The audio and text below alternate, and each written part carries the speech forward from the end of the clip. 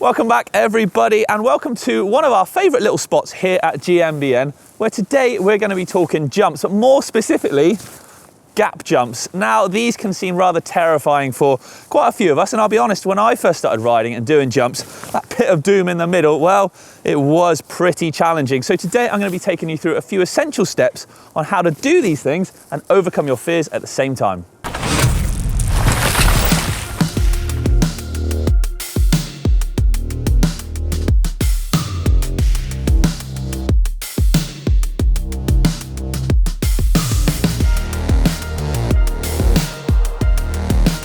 There are tons of different jumps out there. Step ups, step down, tabletops, and gap jumps, or doubles if you like. All require a very similar technique to achieve and to clean smoothly, just with some slight tweaks along the way.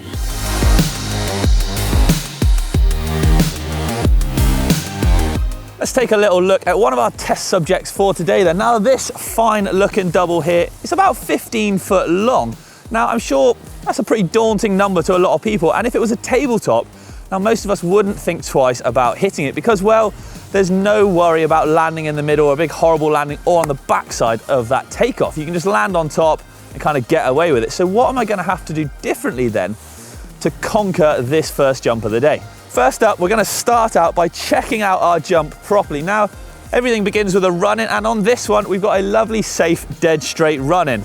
There's no weird, tricky line choice before it, so you can actually just come on into it nice and fast and not have to think about any other obstacle before you actually get to the lip. The lip itself, well, it's a fairly straightforward, apart from a puddle at the bottom, because it is a grim old day, it's fairly nice and smooth transition to it, so it should send us nice and smoothly over the gap, providing we got the speed, of course.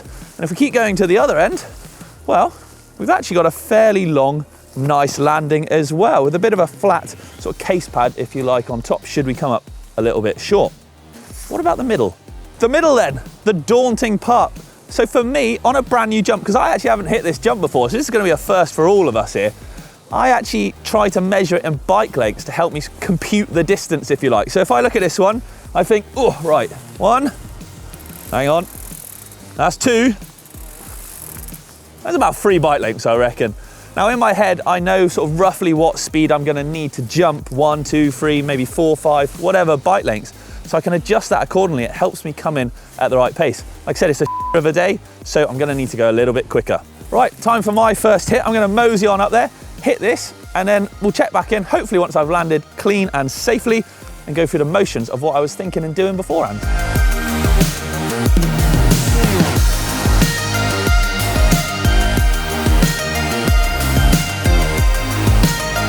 Whew, that's it, first hit done. And do you know what? I actually surprisingly had to go a lot quicker than I thought I was going to, because the ground is so greasy and soft, it's sapping up that speed, and I really didn't want to case it, obviously, because, well, you don't want to case a jump, it's not fun. So I actually had to crank it pretty hard in. I made it nice and smooth, but I think if I hadn't put the extra pedals in, whew, it could have been a different story.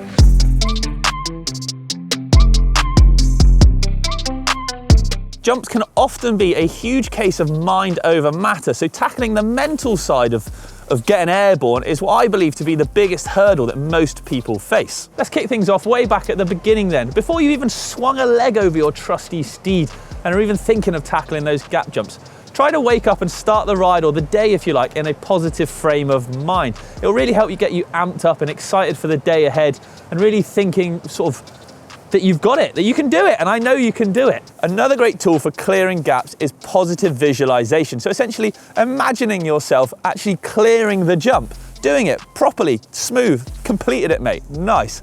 Now the best way to do this is think about the entire process. So think about the run-in, the process of going up the lip, the position that you're going to be in the air, and then sort of nicely nosing it down into the landing and making that jump really nice and smoothly. Thinking about it in your head, done it, will really help you do it in real life.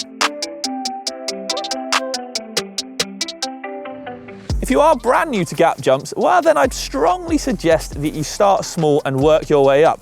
Something like this smaller roller almost gap that we've got in the trail here, it's much more typical of what you're going to find normally. Don't just go to the biggest gap and press full send straight away, it's never going to end well. By doing this, you're going to learn the correct techniques, you're going to build up your confidence and overcome your fears. And then when you do it, I strongly suggest Do it 3 times. Really conquer that fear.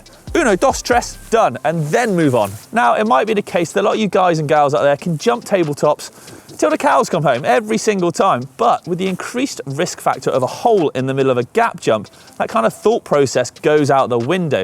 If that does happen, then what I would suggest is head back to that tabletop that you're safe on and just go over it. Just hit it loads and loads of times to really get that confidence back up and that process of jumping nailed again. Then head back to the gap once you're sort of all built up and ready to go and really nail it. I know you can do it.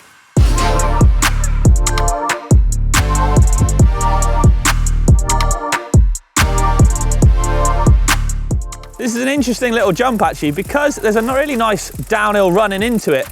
It means I don't have to worry about pedaling or anything like that. I can just look ahead, look at the jump and focus on what I got to do and then the landing. So it takes a lot of the guesswork out of it, which is quite nice.